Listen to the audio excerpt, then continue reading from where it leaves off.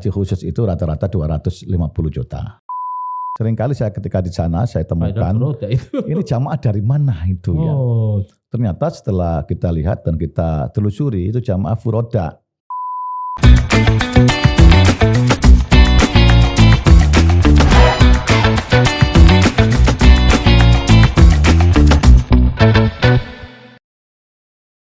Assalamualaikum warahmatullahi wabarakatuh. Waalaikumsalam Ya. warahmatullahi wabarakatuh.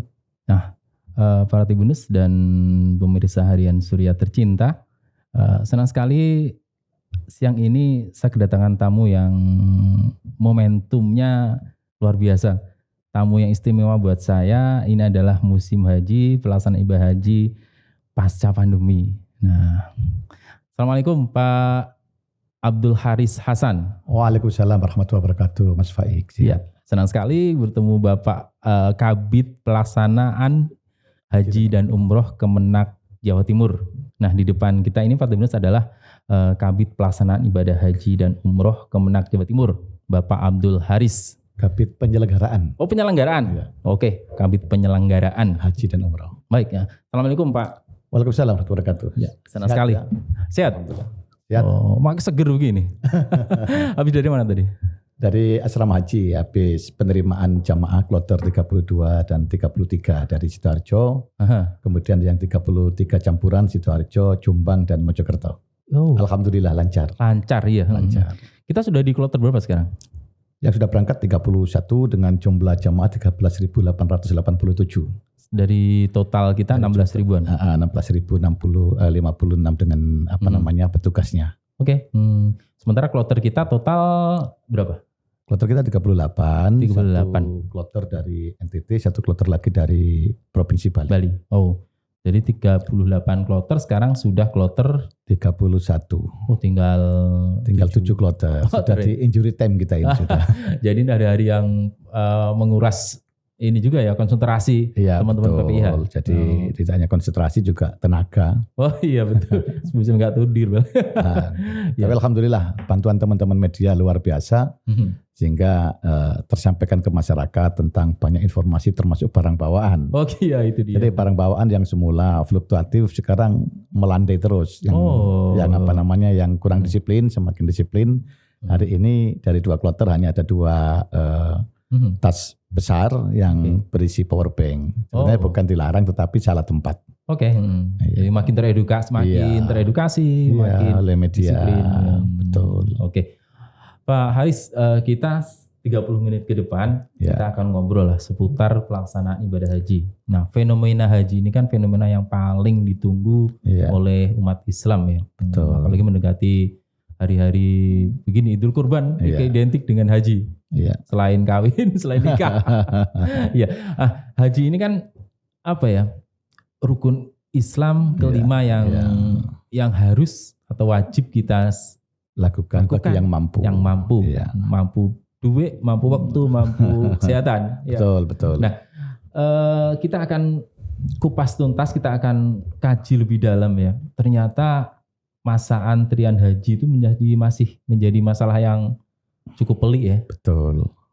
Kita saat ini kalau daftar haji kita di tahun ini, kita akan berapa tahun lagi akan berangkat? Jadi proyeksinya? Secara nasional yang antri itu sudah 5 juta lebih. Nasional ya? Jawa Timur itu 20% di Jawa Timur.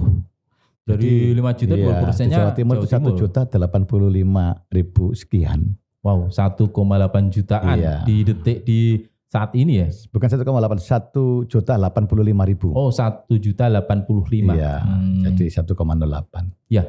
Lah ini kalau kita kalkulasi dengan jatah Jawa Timur yang 14.500 sekian, itu berarti waiting listnya, masa tunggunya itu 32 sampai 33 tahun. Wow. Jadi daftar sekarang, maka jadwal keberangkatannya kalau tidak ada perubahan, estimasi kita adalah pada tahun 2055 sampai 2056. Wah, lama itu ya? Lama. Jadi harus ada kontrak dengan malaikat maut itu. Iya. Kalau mendaftarnya di usia 25-an. Iya, itu berarti berangkatnya tinggal nambah. 25 berarti menjadi 50 sekian. Waduh. 57. 57. Iya. Itu kalau 25. Iya. Sementara kadang orang kita. Iya, umur 50. 50. Kali 50 berarti umur 80. Tambah 3 tahun. Ya 33 tahun. Iya, 83 tahun. Wah. Kalau 70, 100, ada 90 sekian tahun. Iya. Sementara ya, itu kalau daftar sekarang loh ya. Iya. Kalau daftarnya setahun yang akan datang juga akan lebih panjang lagi. Betul. Iya. Ini yang harus menjadi perhatian bersama tentu. Iya, perhatian bersama. Kita nggak bisa melakukan intervensi apapun atau apa yang bisa kita lakukan, pasrah begitu aja. Jadi gini, kita dari Kementerian Agama Pemerintah Republik Indonesia sudah mengikhtiari bagaimana kuota Indonesia itu ada penambahan. Karena memang ketentuan dan kesepakatan untuk OKI, Organisasi Negara-Negara Islam Sedunia, itu adalah tiap 1 mil, per milnya itu 1 jamaah yang beragama Islam. Jadi setiap 1000 penduduk Indonesia itu dapat 1 jatah untuk haji. Nah, kalau sekarang ini taruhlah umat Islam yang di Indonesia itu ada 250 jutaan, maka mestinya sudah 250.000 jatah kita. Tetapi kan kalau itu dilakukan, saya kira seluruh negara bertambah semua. Kalau bertambah semua tidak muat yang namanya di Arafah, di Musdalifah maupun di Mina. Karena dalam kondisi normal 210.000 kita jamaah itu, sepis di Arafah itu untuk istirahat hanya 1 kali 2 meter. Wah. Jadi ya sudah seperti pindang gitu. Iya, dapat. Betul. Makanya kemarin ada upaya-upaya dari pemerintah Indonesia bagaimana kalau ada strategi baru untuk jamaah itu yang di Mina, yang sepisnya sangat sempit sekali itu bisa ke hotel.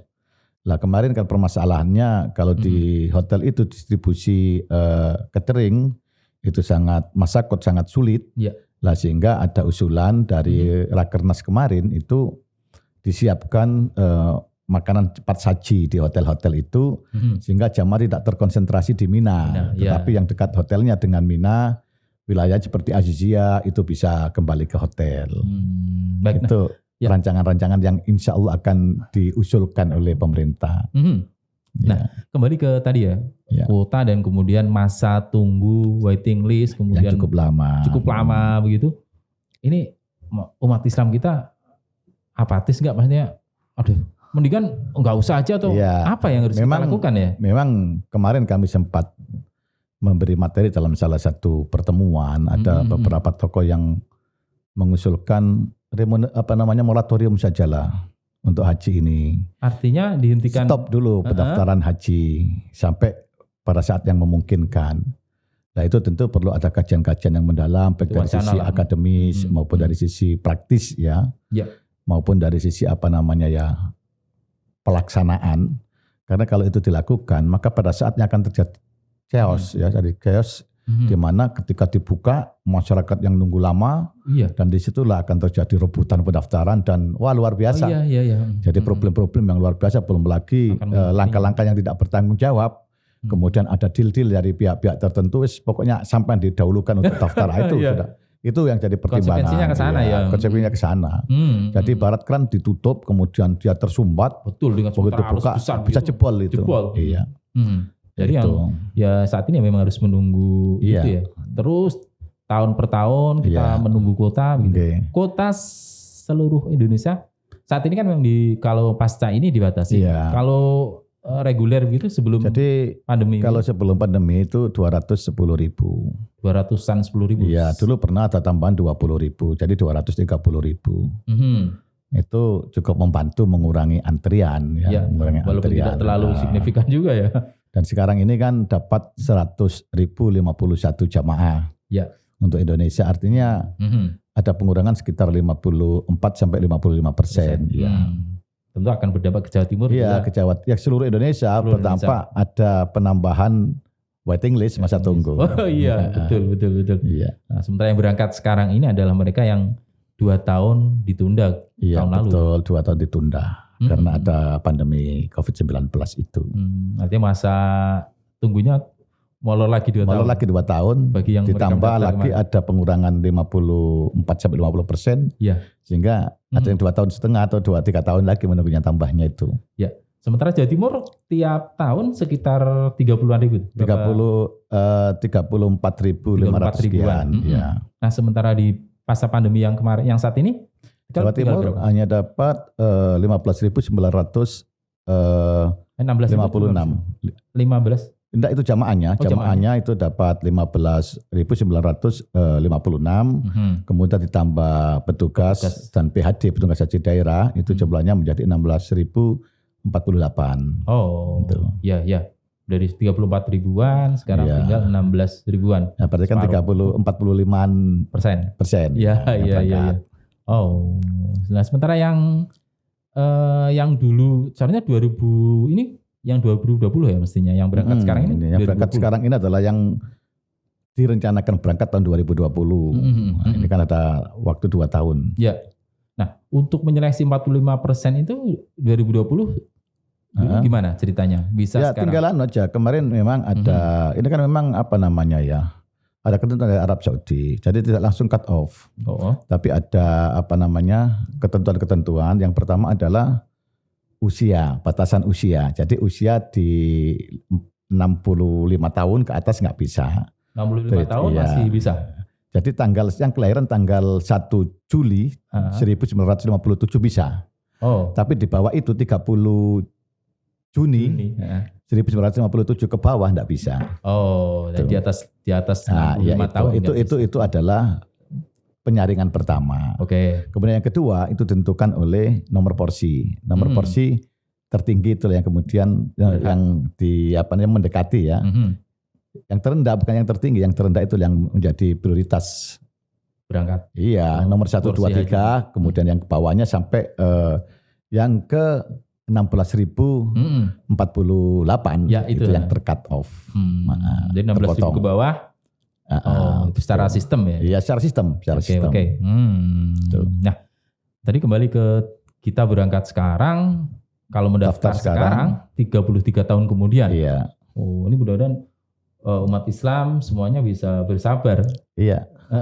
Tapi bagaimana kita membuat mengorganisir untuk meredam kemudian. Jadi gini, kita tidak bisa kemudian melakukan pilihan moratorium.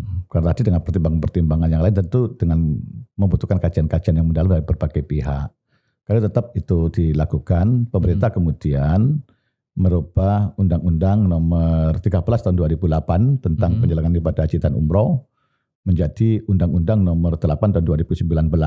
Di situ ada beberapa perubahan yang paling prinsip kaitannya dengan jamaah haji kita adalah bahwa siapapun yang sudah mendaftar haji kemudian memiliki nomor porsi maka disebut jamaah haji. Nah, sebutan jamaah haji ini tentu secara spiritual itu memberikan penguatan dan rasa kepada jamaah yang sudah daftar. Saya sudah disebut jamaah haji kan begitu. Itu secara tertulis bagi mereka-mereka yang ngerti sudah terbangun niat tentu ada bedanya dengan yang belum punya niat. Tentu mohon maaf Allah sudah mempunyai penilaian-penilaian tersendiri kepada hambanya yang sudah niat, sudah daftar, sudah berikhtiar. Kemudian hanya saja karena memang waktu tidak memungkinkan tentu nilainya berbeda dengan yang tidak daftar. Kira-kira seperti itu. Kemudian yang kedua bahwa pemerintah membuat satu program layanan kepada jamaah-jamaah yang dalam masa waiting list ini. Kita akan menyapa mereka tidak dalam rangka memberikan bimbingan manasik haji. Karena hajinya itu masih lama. Kita hanya memberikan informasi-informasi terkait dengan haji dan penguatan-penguatan spiritual kepada jamaah-jamaah kita yang sudah mendaftar itu. Makanya di Jawa Timur itu punya program namanya Sajadah Wali. Siapa jamaah dalam waiting list.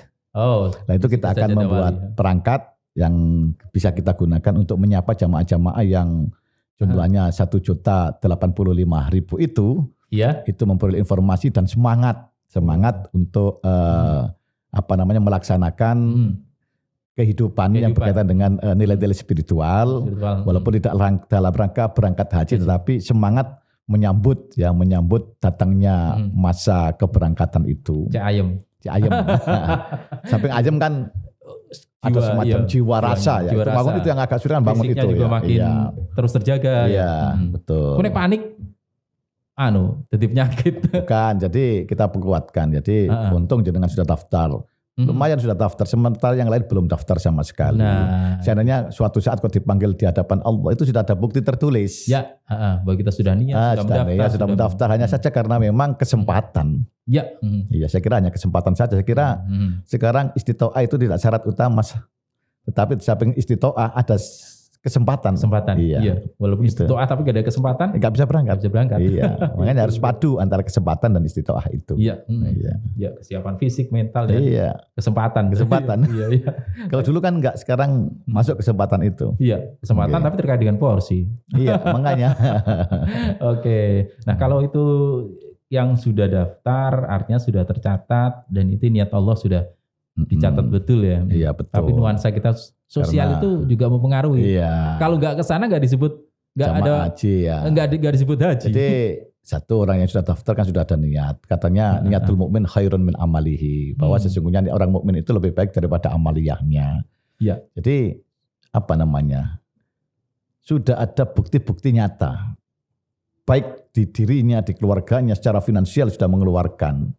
Hanya saja sekali lagi masanya belum tiba untuk berangkat itu. Karena itu kita berharap siapapun yang daftar pada saat ini, pada masa ini pun masih dalam masa waiting list, kita doakan mudah-mudahan diberi kesempatan oleh Allah Subhanahu Wa Taala untuk bisa menunaikan ibadah haji. Amin. Iya. Diberi kesempatan, diberi kesehatan, panjang umur, sampai 33 tahun ke yang depan akan datang.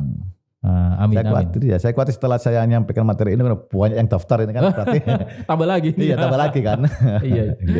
Ya, para timurus jadi 33 tahun mendatang kalau mau daftar haji sekarang, baru ya kita harus bersabar sampai di sekitar 2055-an ya. Iya. Oh, sampai begitu ya. Tapi kita saat ini untuk mendapatkan porsi haji atau pendaftaran 25 juta, Mas. 25 juta, Mas. 25 juta itu untuk memperoleh porsi haji. Ya. Mudah-mudahan terus sehat saja ya para umat Islam kita. Makanya kita sapa secara nilai spiritual itu memberikan semangat jihad untuk menuju keberangkatan. Oke. Nah, masyarakat ini kan juga punya pilihan. Ya. Kalau mau reguler 33 tahun. Iya. Ada namanya haji khusus. Haji khusus ONH plus dulu ya. PIHK sekarang. PIHK itu penyelenggara ibadah haji khusus. Ya. Oh. Ya. Mungkin diberitahu dong bahwa haji plus atau haji khusus. Jadi gini, itu yang menyelenggarakan bukan Undang-Undang Nomor 8 2019 itu menyebutkan bahwa penyelenggaraan haji itu dilaksanakan oleh pemerintah dan masyarakat. Lah masyarakat inilah yang kemudian disebut dengan PIHK penyelenggara ibadah haji khusus. Mereka harus memiliki travel yang terdaftar. Masyarakat itu siapa? Masyarakat yang memiliki travel. Oh, artinya travel agent. Travel agent untuk haji khusus. Biro perjalanan. Ya, jadi disebut PIHK penyelenggara ibadah haji khusus dan prosesnya cukup panjang. Tidak langsung mendirikan PIHK, tetapi ada tahapan-tahapan. Yang pertama adalah BPW. Jadi Biro Perjalanan Wisata. Kemudian setelah sekian tahun dan memiliki pengalaman untuk melaksanakan wisata luar negeri atau wisata internasional, maka dia berhak untuk mengajukan PPIU namanya, penyelenggara perjalanan ibadah umroh. Setelah menyelenggarakan perjalanan ibadah umroh, dia track recordnya bagus, dalam masa 2 tahun atau kurang 2 tahun sudah bisa memberangkatkan sekitar 300 jamaah, maka dia bisa mengajukan PIHK penyelenggara ibadah haji khusus. Karena ada pengalaman-pengalaman sudah itu.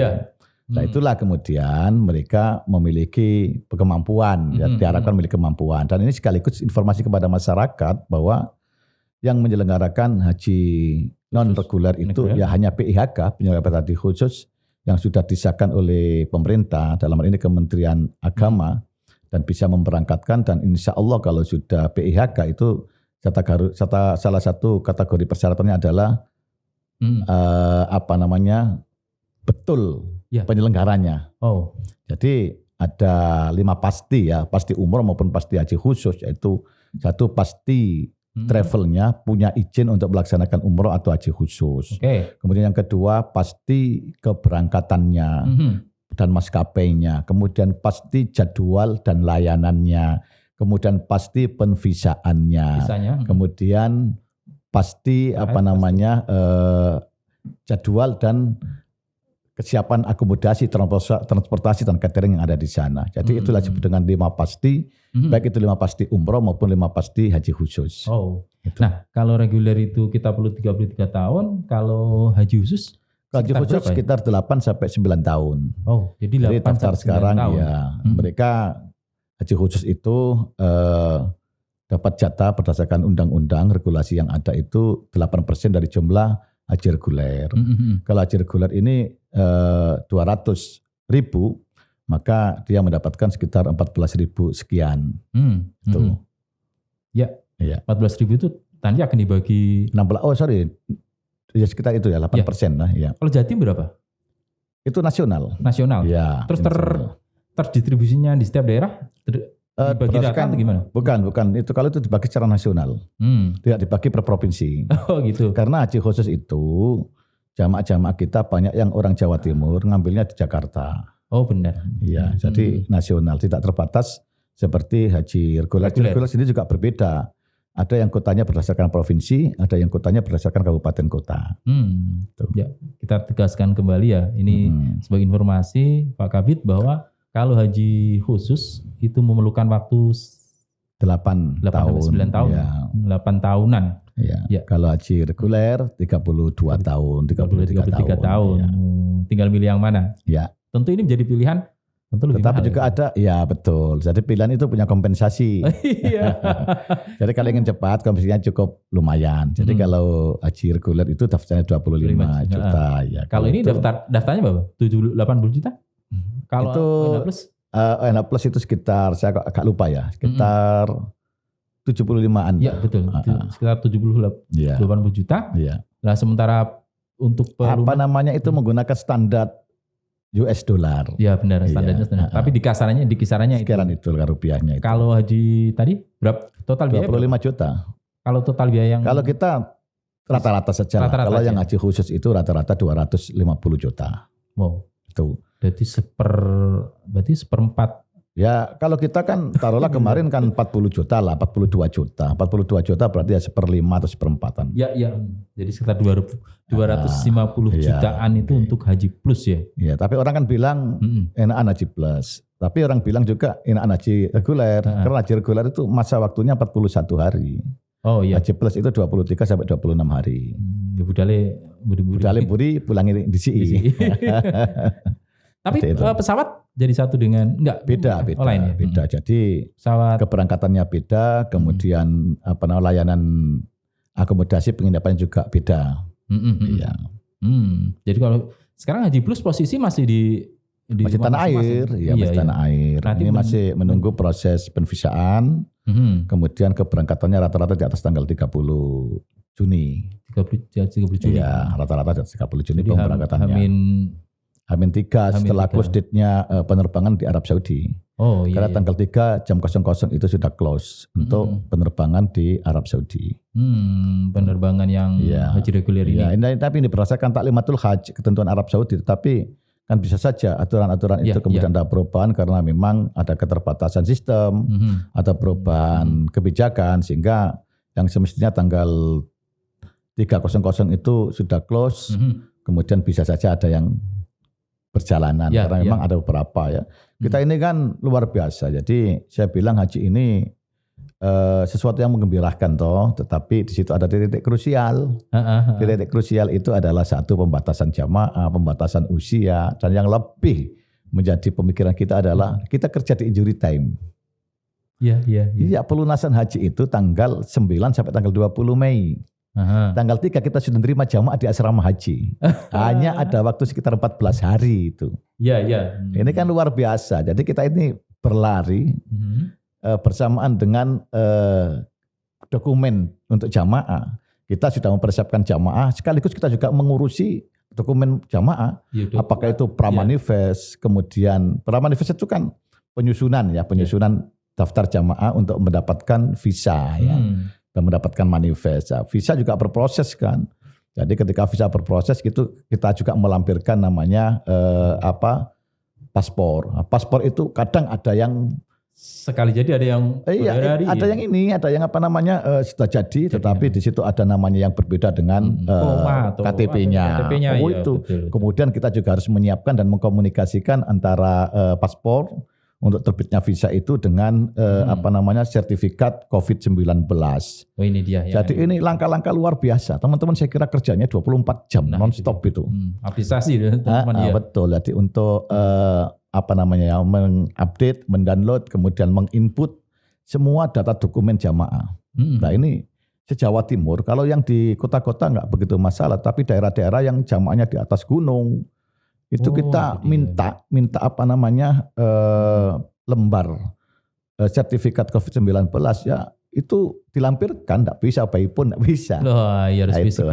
Jadi kita datang ke tempat sana, misalnya di Jember, di Bondowoso, di situ Bondo itu ya, ya kita dorong, para pelaksana di tingkat kabupaten kota, bagaimana bisa menerbitkan itu karena pesannya Pak Kakanwil maupun Bu Gubernur, jangan sampai ada jamaah yang tertunda keberangkatannya hanya gara-gara vaksin. Karena di Jawa Timur sudah begitu difasilitasi tentang vaksin 19 itu, bahkan di poster. Kita sendiri Kemenak punya program sejuta poster di Jawa Timur dan di Indonesia kerjasama dengan Kodam 5 Brawijaya, dengan Polri, dengan PBNU, dengan masyarakat luas. Dan alhamdulillah itu cakupannya sangat luas sekali, sehingga alhamdulillah sekarang ini sudah clear. Ya, semua jemaah tercover semua dan alhamdulillah tidak ada jamaah yang tertunda karena tidak memiliki dokumen vaksin. Tidak memiliki sertifikat COVID-19 itu. Baik ya. Oke Pak Aris. Tentu ini para calon haji plus ya, haji saat ini sedang menunggu berangkat di sana. Jadi kemarin saya dan teman-teman melakukan pemantauan untuk yang mempersiapkan haji khusus ini, sudah melakukan bimbingan manasik. Karena bagaimanapun para PIHK, penyelenggara ibadah haji khusus, mempunyai kewajiban juga setidaknya 3 hal: memberikan pembinaan, pelayanan, dan perlindungan kepada jamaah. Sehingga jamaah harus betul-betul dipersiapkan secara matang kemampuan untuk melaksanakan kaifiyah manasik hajinya, melaksanakan perjalanan hajinya, kemudian menjaga kesehatan hajinya, itu sudah disampaikan oleh masing-masing jamaah. Dan saya kira sudah mempersiapkan secara keseluruhan. Hanya saja ini kemarin sempat bertanya-tanya dari PIHK itu Furoda yang sampai kemarin masih malu-malu muncul untuk proses penvisaannya. Dan alhamdulillah kami ikut mantau juga kan, bagaimanapun bagian dari kami. Alhamdulillah kemarin per jam 2 malam itu sudah bisa diakses ya. Bisa diakses untuk Furoda. Furoda ini kan haji yang tidak pakai menunggu antrian, tetapi kebijakan visanya itu masing-masing kedutaan besar Arab Saudi. Jadi begini para Timnus dan pemirsa harian Surya, bahwa haji ini di Indonesia ada 3 kategori, haji reguler, haji plus, dan haji furoda. Tapi furoda kita kategorikan haji plus. Kalau dulu sebelum terbitnya Undang-Undang nomor 8 tahun 2019, juga surat edaran dari Menteri Agama, bahwa haji furoda itu lepas, dilaksanakan oleh banyak pihak, agent-agent yang tidak terdaftar. Kemudian ketika sampai di Arab Saudi, diarahkan ke masing-masing maktab atau muassasah, dan ternyata di sana jadi problem. Satu, ketika ada masalah cantolan tanggung jawab itu nggak ada siapa ya tuh. Yang kedua itu, mohon maaf ya, ada yang agak nakal ya pihak maktab itu, sehingga secara tanggung jawab secara khusus tidak diberikan. Akhirnya bahasa Jawa itu nempong-nempong ya. Jadi nampung-nampung di haji reguler. Seringkali saya ketika di sana saya temukan ini jamaah dari mana itu ya. Ternyata setelah kita lihat dan kita telusuri, itu jamaah furoda yang mengikuti pihak maktab yang menyediakan tenda untuk kita. Di situ dititipkan jamaah yang bayar atau yang mengikuti atau yang daftar di nebeng. Setelah itulah kita laporkan ke sektor, ke Daker, kemudian sampai ke Kementerian Agama, dibahas secara detail. Nah, setelah itu syukurlah furoda diikutkan melalui haji khusus. Sehingga yang bertanggung jawab haji khusus. Furoda itu porsinya lain dengan Baik haji lain. Kalau haji plus kan masih menunggu 8 sampai 9 tahun. Kalau furoda langsung. Oh. Jadi dia sangat spontan sekali, tidak nunggu 1 tahun begitu dapat musim haji, ada informasi, itulah bergerak para PIHK untuk menfasilitasi jamaah atau masyarakat yang membutuhkan pemberangkatan ibadah haji dengan jalur furoda yang langsung berangkat itu. Oh, siapa yang berhak mendapatkan? Jadi seluruh masyarakat Indonesia yang memiliki kemampuan untuk mendaftar di haji furoda itu, karena itu lebih mahal loh. Ya mesti karena berkali lipat. Berkali-kali lipat, tapi saya tidak bisa nyebutkan jumlahnya ya. Iya. Itu jadi itu sebagai saya katakan tadi lah, visa itu yang mengeluarkan adalah dari pihak masing-masing kedutaan besar Arab Saudi. Ya, itulah yang kemudian kita tidak bisa intervensi ya. Hanya menerima saja, termasuk PIHK juga menerima saja. Tetapi tetap kami sampaikan kepada para penyelenggara ibadah haji khusus, fasilitas-fasilitas harus tetap diutamakan, terutama yang berkaitan dengan pembinaan, pelayanan maupun perlindungan kepada jamaah. Baik. Iya, jangan sampai nanti karena furoda kemudian ada penanganan khusus atau justru tidak ada penanganan secara khusus atau penanganan yang terabaikan ya, seperti itu. Nah, kalau 33 tahun artinya kita harus kalau mau menyempurnakan rukun Islam ya harus mendaftar dari umur. Iya, lebih awal. Ada batasan usia. Misal kita lahir umat Islam, kita lahir harus daftar sekarang. Iya. Bisa nggak? Jadi berdasarkan peraturan Menteri Agama bahwa untuk bisa daftar haji itu sekurang-kurangnya umur 12 tahun. Oh. Kemudian yang kedua, yang sudah menunaikan ibadah haji itu tidak bisa langsung daftar, tetapi bisa daftar 10 tahun kemudian setelah kedatangan haji. Oh. Lah rata-rata jamaah haji kita sekarang ini yang saya lihat kan umur 50. Kalau 50 tahun sekarang ya, kan nunggu 10 tahun, tadi umur 60 tahun baru bisa daftar. 10 tahun lagi, kira-kira masa tunggunya sudah 50 tahun. Tidak lagi 34 tahun, 32 tahun, 50 tahun waiting listnya. Berarti kan berangkat haji 50, 60 ditambah 50, 110 tahun umurnya. Ya, itu saya kira artinya pemerintah berusaha bagaimana haji ini rata betul yang oleh sudah masyarakat. Kemudian ini memang ada prioritas khusus bagi jamaah yang usia lanjut. Kalau tahun ini yang mestinya jamaah usia lanjut itu kan mendapat prioritas. Tetapi karena ini ketentuan dari Arab Saudi akhirnya kan tertunda. Nah, sebenarnya di Kementerian Agama itu secara sistem punya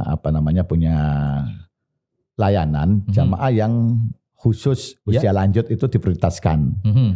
Lah, berapa umurnya ya sistem yang ngatur. Misalnya begini, bahwa dalam 1 tahun itu ada 5.000 yang usia lanjut, maka sistem yang akan mengatur bahwa usia yang tertinggi sampai usia yang batas terendah yang terinput atau terangkum di dalam. Ya tinggal kuotanya berapa? Kalau misalnya yang sepuh itu diberi kuota berapa persen? 5.000 misalnya sekitar. 5.000. Dari 5.000 tertua itulah yang berhak. Yang berhak itu. Jadi bukan kalau dulu sempat pengajuan. Oke. Tapi sekarang sudah sistem. Tapi sistem setelah itu kita komunikasikan dengan yang bersangkutan.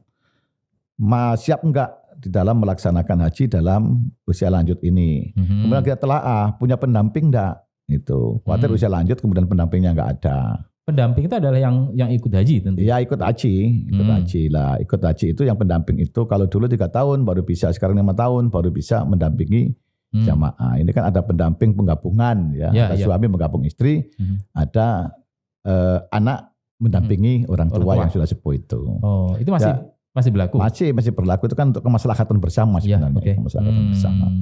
Ya. Jadi haji itu tidak bisa kita pandang berdasarkan regulasi semata, tetapi di situ ada nilai-nilai kemanusiaan yang didasarkan atas hati. Betul. Makanya kita kerja itu nggak bisa kemudian ini regulasinya seperti nggak bisa seperti itu, bisa bubar masyarakat. Iya. Jadi kita harus melakukan pendekatan secara manusiawi, kita juga melakukan pelayanan tidak sekedar regulasi, tapi dengan hati. Bagaimana masyarakat terlayani dengan sebaik-baiknya, karena bagaimanapun kita ini kan pelayan ya. Jadi saya bilang ke teman-teman. Jadi khadimul hujjaj syarrofun lana. Menjadi pelayan haji itu adalah kemuliaan yang luar biasa bagi kita. Untuk mensupport tidak sekedar jamaah tapi mensupport para panitia. yang kerja dengan sistem hampir ya 24 jam untuk terhitung sejak tanggal habis lebaran. Habis lebaran Iya, tanggal 9. Ya. Pada saat mulai pelunasan kita sudah ngentri terus data yang melunasi, kita pantau. Iya, setiap hari itu dari kabupaten kota se-Jawa Timur sudah melunasi berapa. Besoknya juga begitu sampai tanggal 20 itu. Tapi kan bukan itu tradisi Pak, artinya tahun-tahun mendatang juga akan menemui fenomena tugas yang sama. Iya. Kalau misalnya dipersiapkan lebih dini nggak bisa begitu. Kita sudah diatur oleh Pak Menteri Agama bahwa persiapan Kementerian Agama ada haji atau tidak haji, itu siapkan 100%. Tetapi ada hal yang nggak bisa dipersiapkan 100% itu apa? Ya itu tadi penataan dokumen yang harus didasarkan pelunasan. Masa kalau lunasi kita akan atur. Kita juga akan menunggu tentang sekian orang itu yang melunasi siapa saja, nggak melunasi siapa saja. Itu masalahnya di situ. Misalnya pelunasan ini kan tahun depan. Kalau tahun depan mungkin bisa ya. Karena pelunasinya kan jauh sebelum pelaksanaan. Lah baru kali ini kan yang pelunasannya hanya 14 hari. Biasanya kan sampai 2 bulan pelunasan itu.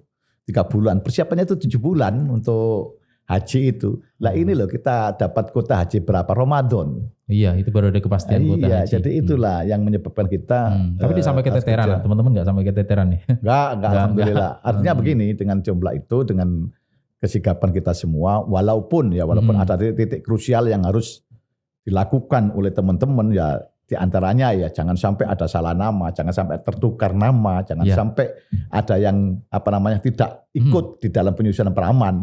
Ini kan bisa jadi masalah. Nah, itu betul-betul harus cermat, harus teliti. Harus screening beberapa tahapan, jangan sampai ada yang keliru dan lain sebagainya. Itu seperti itu.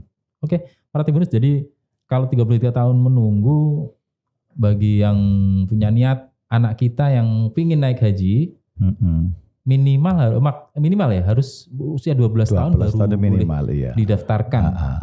12 tahun itu berangkatnya itu kan berarti kan umur 35. Iya. Akas-akasi lah. Asik enak-enak lah. Nah itu mungkin bisa disiapkan dari sekarang ya. Kalau sekarang. Kalau sudah punya uang, sudah punya tabungan, ya mungkin lebih baik didaftarkan di usia 12 tahun. Ya. Masalahnya orang yang sudah punya tabungan, anaknya belum umur 12 tahun.